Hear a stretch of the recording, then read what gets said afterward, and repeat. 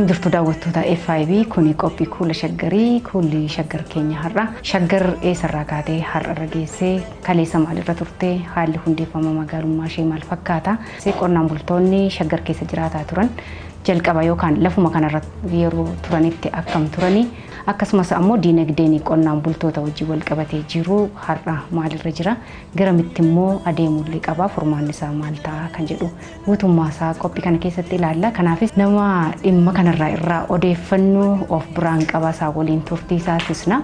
Gaazexeessaa fi qorataa seenaa obbo Birruu Tsaggaayee wajjin turtii taasisna hanga xumura qophichaatti akka nu hordoftan kabajaan isin affeereera. Obbo Birruu guddaan isin galateeffadha biiroo keessanitti nu affeeruu keessanii fi mee tolegaa har'a akkuma arginu kana magaalaan Finfinnee babal'attee guddattee jirti.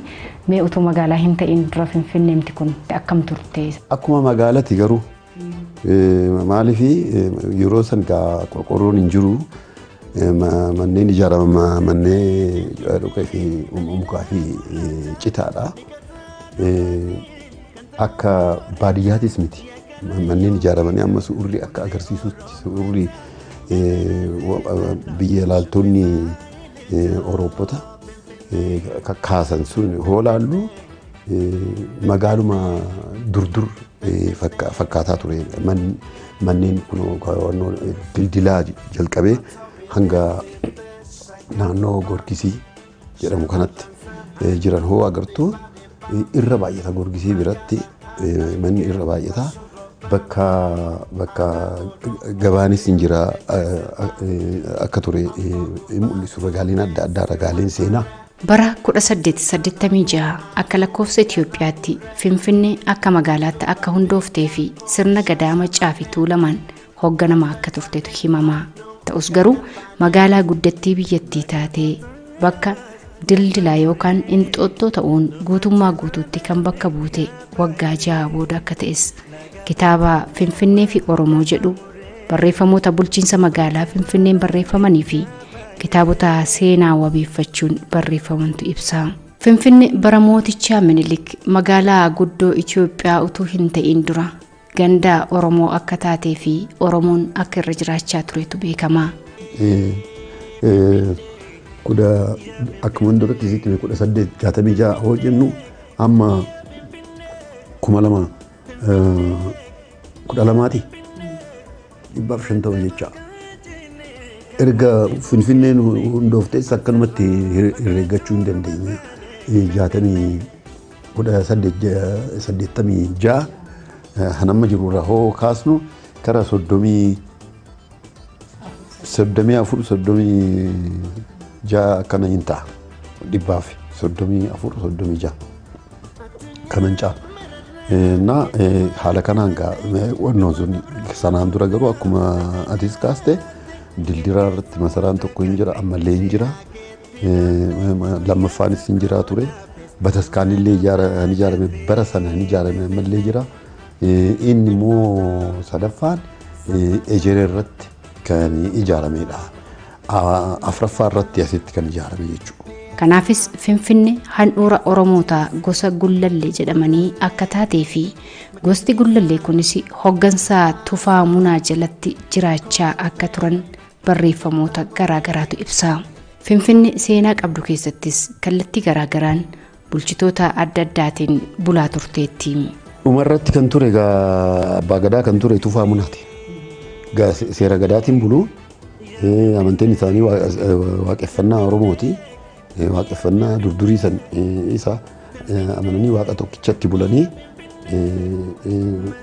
isa san immoo waan ittiin dhugeeffatanii qabu turanii dhugeeffannaawwan keessaa tokko irreecha tulluuti tokko irreecha malkaati.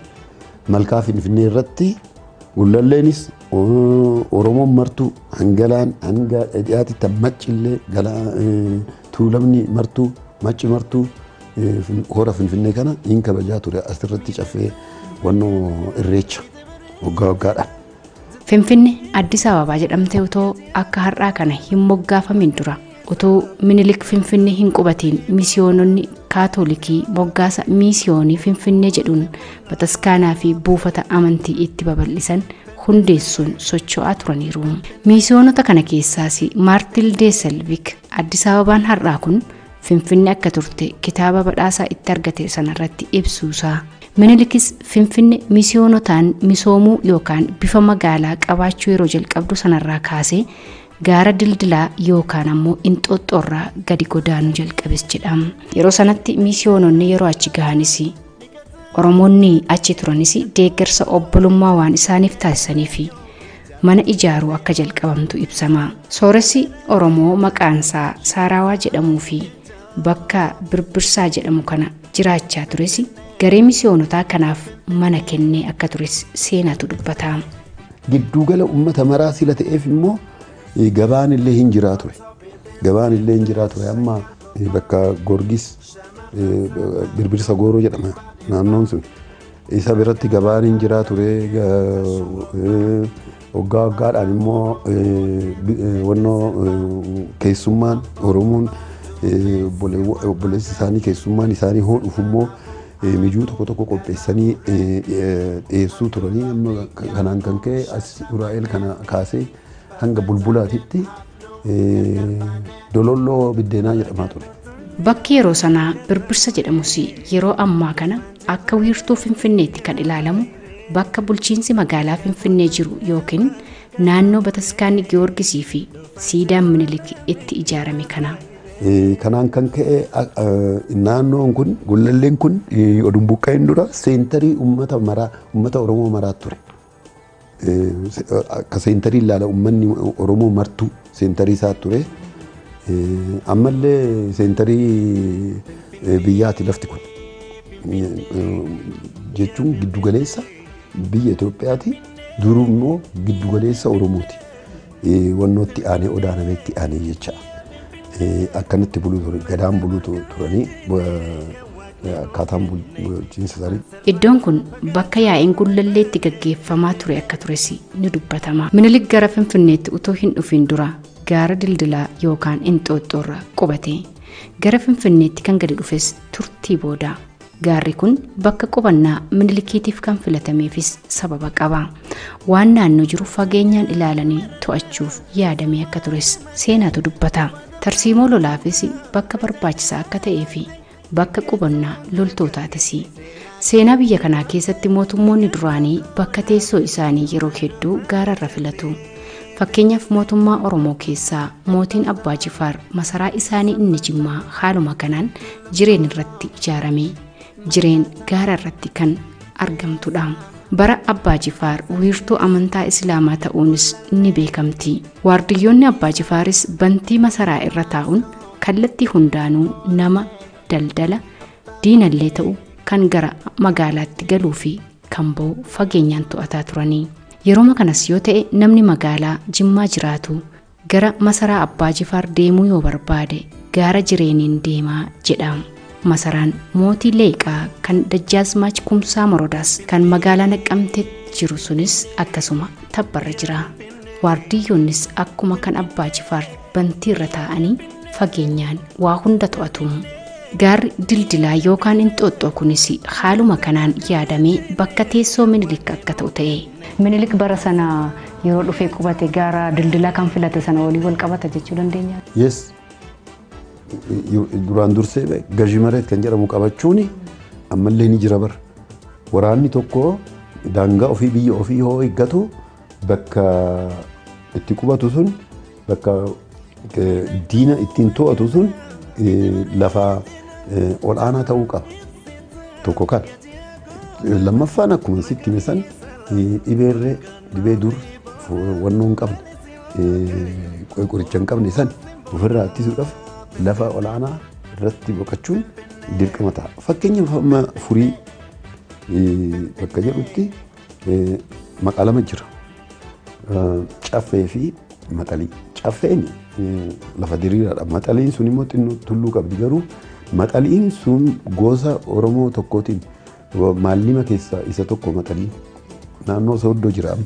Maxaliin sun as wannoo Finfinnee jalatti ture jechaadha. Maxaliin sun asii ka'ee deema.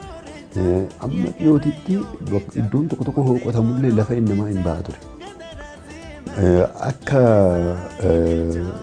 argaa dhageetti as ga'etti gaa maaliin kan ka'e gosni sun achi gadhiisee gadi bu'ee dhibee daddarbaatiin kan ka'e lafeen sunillee maaliin kan ka'e baay'achuu danda'e nama hedduutu dhibee sanaan daddarbame dhibee laayyetu kan akka taayifasii kan akka taayifodii fa'aatu biyya fixaa ture erga busaanis qoricha biyya kanan dhufiin yookaan immoo addunyaa keessatti oduun argamin dura kun kan akka wannuun faantiin fixaa ture fantuun faantiin fixaa ture kanaan kan ka'e lafa olaanaa qabachuun dhibee kana ofirraa ittisuudhaafis faayidaa qabaa ture diina immoo alaalaan ilaaluudhaafis alaalaan ittisuudhaafis faayidaa qabaa ture. Oromoon weerartoota daangaa isaa seenuudhaaf yaalan yeroo hedduudhaaf ofirraa qolachaa tureera. Haa ta'u malee haalli ofirraa qolatanii deebisuu kun yeroo Minilikitti milkaa'uu dhabuu isaatii fi injifannoo jaarraa 16ffaa booda Oromoon hoggansa wiirtuu tokkorraa darbuun otoo hin ta'in bulchiinsa gadaa naannoo jiraniin buluu fi Oromoota gidduutti darbee walitti bu'iinsi uumamuu jalqabe. Obbolummaan akka jiru lolli siin jira akkuma uummata kaanii lolli bakka kaloo horiin dheeduu irratti malkaa horiin dhuguu irratti waan tokko daangaa irratti lola sanirree seera gadaatiin gumaa baasanii mari'atanii taa'anii araara buusuu turan gidduu isaaniitti. Humnoonni weerartoota qaamota adda addaa irraa deeggarsa meeshaa ammayyaa argachuu fi Oromoota bebbeekamoo ofitti qabuun hawwiin isaanii akka fiixaan ba'u gochuun isaanii Oromoon akka garboomuuf jecha lolli yeroo garaagaraa gaggeeffamaa tureera. Gullalleen egaa akkuma uummata kaanii akkuma uummanni addunyaa kamiyyuu hoo biyya tokko keessatti ijaaramuudha hoo itti waraanni ergamu tole jedhee fedhiidhaan isaanii fuudhu hin jiru. Kanaafuu gullalleen didee waraanaa ture. Waraanni sun jaarraa 1862 irraa hanga 1866 ture. Waraan waggaa 5 hanga 1866tti waggaa 5 lole. Shanan kana keessaa waraanni guddaan yeroo lama adeemsifame. Waraana guguddootii lamaan keessaa lammaffaa irratti injifatame jechaadha gullalleen. Waraana goobana daachitiin hoogganamuun injifatame. Bafaras gasgusoo baayidarsa goobanaa likkaaffaluun nabbarinna tufaamunaa kan jedhu sirba jiraan. Sun maal ibsuuf jedhanii? Maal ibsuufi cimaa ture, lolaa ture. Odoo goobanni waraana hoogganu goobana ta'uu baate sila addaan nu hiratu iyyuu tufaamunaan faantii jechuudha ifa. Immoo akka amma ilaalamutti gullalleen amma Oromoon hayyoonni Oromoo tokkos gullalleen akka uummata xiqqaa ta'e godhanii warri hubatus hin dhabamanii garuu uummata xiqqaa miti uummata bal'aa uummata guddaadha. Ammallee kan harca'ee jiru iddoo inni harca'ee itti jiraatu guddina isaati agarsiisa. Asii kaasee karaa sulultaa kaasee hoo shaggar gadhiisu akka gadhiisu taasisu sulultaa kaasee hanga mogariitti in agarta dabartee warra wannoon isaa gosni isaanii gullallee kan ta'e asii kaasee hanga gumbichuu fa'aa achii kaasee immoo hanga Arsii Baalee ta'utti fafaca'ee bakka bakkatti immoo baay'atee argita. Keessayyuu immoo naannoo amma saboo fi goonaa keessatti naannoo maqii achi keessatti gullalloota baay'eetu jira. Arsii keessatti akkasuma. Asumarraa warra buqqa'ee deemu. Asumarraa warra buqqa'e. Warri tola jedhee hooggansummaa Minilik fudhatee kiristaanummaa ka'ee asumatti hafee muraasaa kuni yeroo injifatamu ofii gadhiisee deeme. Uummanni koomiyyuu hin buqqaa injifatamu. Sana booddee immoo akka gadhiisan kan taasifaman immoo jiru. Jarri sun immoo maal booda erga kiristinnaa warri minilik kristinaa ortodoksii erga fudhatan booddee jara buqqa'e. Amma baramaa dhufe malee jarri sun akka waan weerara lafaatiin minilik waliin akka dhufanis yeroo laalamanis hin qabu turani. Garuu jarri sun buqqa'aniiti. Hoo buqqisan immoo filannoo kennuuf. Naannooma kana dhiyeenya shaggaritti nan qubadha hoo jette kanas sirraa fudhannee qixa baadiyyaa keessatti shaggar irraa fagaattee si qubachiisna. Hoo fagaattee kan deemtu taate karaa Arsii karaa Baalee hoo kan deemtu taate immoo dachaa lama goonee si kenna jedhu. Achumaayyuu isaanuma kennaaf asuma ta'an. Eega akkas godhanii asii buqqisanna fakkeenyaaf warri akaakayyuu kiyyaa haala kanaan buqqa'anii lafa bakka odun buusiniif dabranii akaakayyuun kiyyees oduma deddeebi'uu odun argatin dhumarratti naannoo laaftoo kennaniif. Hoolaalu akaakayyuun kiyya hoolaalu laaftoon kun immoo jallisaa akkuma jiru dhakaadha. Ani dhakaa lafa dhakaa ani qotee bulaadha malee tumtuudha jedhee dhiisee lafa sana. Yeroo abbaa kiyyaa obboleewwan waliin dhufanii irra deebi'anii gaafatanii fudhachuudhaaf oduu jedhanuu oduun kenniniif yookaan tolee yookaan dinnee oduun jedhin jijjiiramni dargii dhufe. Seenaa keetti daantee guyyaan tokko naafes numa dhufaa jettee Finfinnee.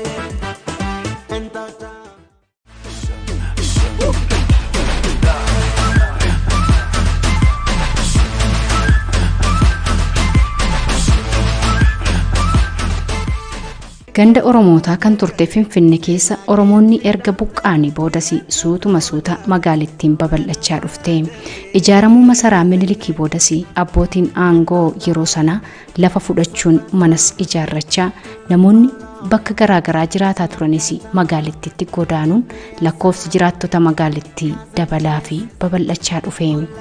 Mootiin Minilik yeroo lafa qaqqabachuu babal'achaa dhufe qonnaan bultoota kaasuu jalqabe sana warra isatti aanan yookaan immoo warra abbootii aangoo yeroo sanaa fi lafa qoqqooduu Finfinnee keessa warra qonnaan bultoota baasaa warra kaaniif immoo lafa qoqqoodaa warra isa wajjin hojjetaniif haalli jedhu jira. Kam ture akkaataan qabannaa lafa sanaa warri Minilik wajjin abbootiin aangoo Minilik waliin turan Finfinnee keessatti. Qabeenyi lafaa jaarraa san jiru yookaan immoo seerri lafaa lamaayyuu. Karaa kaabaati naannoon karaa kaabaa naannoon kiristaanaa Tigraay dabalatee seera irist kan jedhamu qaba. Oromoo dabalatee karaa kibbaatiitti immoo gulti kan jedhamu qaba. Amma gulti kan jedhamu gaa hoo hiikamuu gulti jechuun magollati teessisuu qubachiisu jechuudha. Warra gultii gultidha. Amma gaa gultii san keessatti Oromoon hin jiru jechuuti. Oromoon balabbaata ta'e isa wannootti karaa bakka bu'oota Minilikitti dhiyaatee balabbaatummaa fa'aa kana warri argateessi gultii kana keessatti jira ture jechaadha. Lafa ofii irratti qubate fe'e wannoo heeyyama isaaniitiin jechaadha. Finfinnee illee akkas ture. Fakkeenyaaf akkoon kiyya himaa kan ture lafa abbootii isaa kan fudhate Fiitaawuraarii Abbaayii nama takka Amma Qaaqii jira sanyiin isaa. Na manni barumsaa illee ijaarameera Fiitaawuraarii Abbaayii nama takka Murtibeet kan jedhamu. Akkoon kiyya inni himaa ture. Isaaf kenname lafti isaanii isaaf kenname isaaniif immoo bakka kan biroo kennuuf jechaadha. Maal jechaadha gultii kana keessatti seenuu isaanis jechaadha. Amma kuuni sanaan booddee gultiin booddee maaltu dhufaa balabbaat. Balabbaat jechuun warra abbootiin isaanii mootummaa tajaajile jechaadha. Abbootiin isaanii warri abbootiin isaanii mootummaan tajaajille balabbaat hin jedhaman maal jechuudha abbaan qaban jechaadha. Waan qaban. Tajaajila kennan sanaafis achuma lafa fudhataa turan. Yes. Moggaasa maqaa Finfinneef ka'umsa kan ta'e horri Finfinnee yeroo bakka jireenyaa ilmaan tuulamaa ture sanatti bakka garaagaraa dhaabbatanii yeroo ilaalan hora kanarraa aaratu ol finiinaa ture jedhama. Horri kunis kan namni tolche osoo hin taane kan uumaan uumee ilmaan Oromoof kenne. Horri kunis uumama isaatiin nama booji'uu irra darbeesi. Warri dildilarra jiraachaa turan Minilikii fi haati warraa isaa ittiin dhiqachuunii fi ittiin bashannanaa akka daawwattis itti fayyadamaa turaniiru. Horri kun bakka walgeettii fi qabiyyee ilmaan Tuulamaatis. Aadaa fi seenaa akkasumas diinagdee Oromoo keessattis iddoo olaanaa qabaachuu isaatu dubbatama. Oromoo biratti horri kan biyyaati. Hora wal dhowwachuun hin jiru. Kanaafis Oromoon Finfinnees ta'ee Finfinnee marsanii bakka garaagaraa jiran naannoo jiran irraa horii isaanii ooffatanii gara Finfinneetti dhufuun loon isaanii hora Finfinnee kana obaafatanii deebi'aa akka turan seenaatu dubbata. Akka himamutti gaa'e Xaayituutu argee maal godhuu jedhuni jennaan akkanatti horiillee fidaniiti bishaan afura bishaan ho'aa kanaan miicuu filmi illee gadhiisaa horiin cittoon horiin jira cittoon illee irraa gadhiisaa namni illee hoo madaa'ee hoo cittaa'ee asitti dhufee hoo ture akkanatti ittiin fayyadamu jedhaniiti itti himan. Booda achitti ijaaramuu jettee jedhameeti hanbarree hin jira. Sababa saniin wannoo masaraan kun ijaaramuu akka danda'e. Dildiraa irratti tulluu dildiraa yookaan immoo amma Inxooxxoo kan jedhan irratti iddoo lamatu jira. Iddoon qubannaa Atsee Minilik. Sadaffaan immoo Ejeree irratti Addis Alam kan jedhame. Ejeree irratti jira. Kana keessatti turaniiti dhumarratti jaarraa 1886 irratti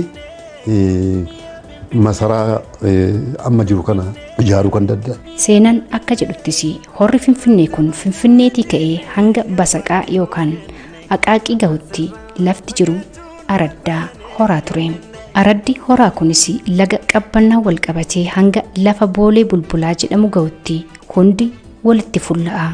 Bakki kun magaalaa utuu hin ta'inis dura lafa qonnaa fi margaan kan uwwifame ta'e kan kanarraa hafe garuu lafa bosonaa fi magariisaan qabame ture.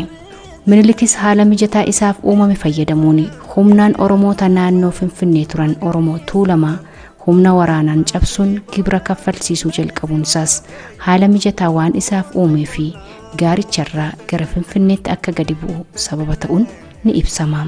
Naannichi Minilikiin hawwachaa waan dhufee fi aangawoonni Minilikii fi loltoonni isaa duraan dildilarra jiraachaa turan kunneen sababoota garaagaraa fi kanneen amma kaasneen dabalata sababa godhachuun masaraasaa dildilarra keessa jiraachaa ture dhiisuun bishaan uumamaa qorichummaan isaa duraanis ta'e ammas himamuun namoonni itti fayyadamaa jiran kana gubbaarratti yookaan gararraasaa irratti masaraa ijaarrachuun achuma jiraachuu eegale.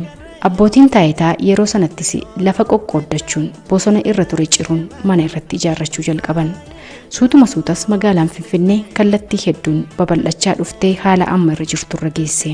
Yeroo sanattis miidhagina naannoo irraa ka'uun haati warraa Minilik Xaayituun Finfinneetiin Addis Ababaa jettee akka moggaasteetu himama. Maqaan Addis Ababaan abaaboo laalteeti baastee kan jedhus hin jira. Isallee fudhachuun nan rakkadha. Maaliif simpli namni jireenya haarawaa jalqabu abaaboo haarawaan moggaasuu danda'a jireenya ofii kunis ta'uu danda'a garuu akkuma duratti sitti Finfinneen magaalarree sanaan dura magaalarree jechuu baannu mandara guddaa akka magaalatti lakkaawwamuu kan danda'u ture. Saniin booddees baree Finfinneen erga magaalummaatti kan immoo giddugala mootummaatitti jijjiiramte booddee hanga 19 duwwaa torbaatitti manni ishee citaa ture. Maaliif qorqorroon hin jiru. Erga baaburri galee qorqorroon gale.